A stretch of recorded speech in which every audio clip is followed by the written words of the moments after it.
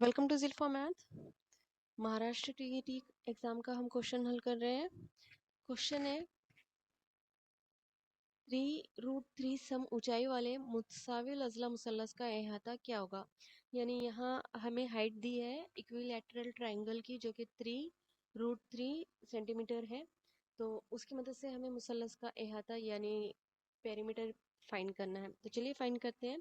तो सबसे पहले जान लेते हैं कि मुतसाविल अजला मुसल्लस जो है उसके तीनों ज़िलों मसावी होते हैं। तीनों ज़िलों की लंबाई मसावी होती है, एक जैसी होती है। तो यहाँ पर मुतसाविल अजला मुसल्लस हमें जो दिया गया है उसकी ऊंचाई के लिए फॉर्मूला है। अगर मुतसाविल अजला मुसल्लस दिया जाता है तो उसकी ऊंचाई ऊंचाई को हम h कंसीडर करते हैं और उसके ज़िले की लंबाई को हम a कंसीडर करेंगे।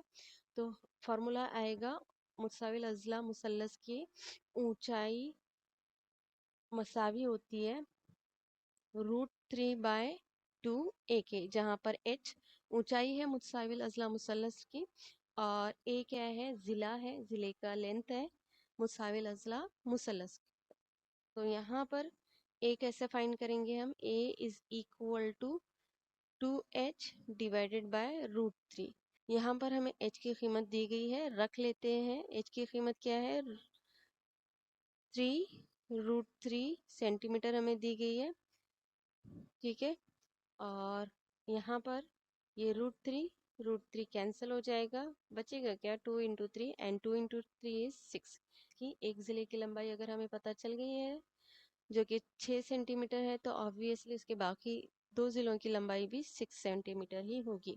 मुसल्लस का अहाता, तो ये 3 इंटू ज़िला that is 3 × A is equal to 3 × 6 is equal to 18 centimetre. अहाता हमेशा सेंटीमीटर में आएगा, सेंटीमीटर स्क्वायर में नहीं आता, वो एरिया आता है, ठीक है।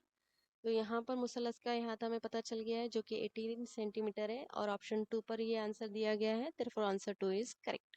आई होप ये वीडियो आपके लिए हेल्पफुल है। वीडियो अगर पसंद आया है तो वीडियो को लाइक करें, शेयर करें। Thank you for watching.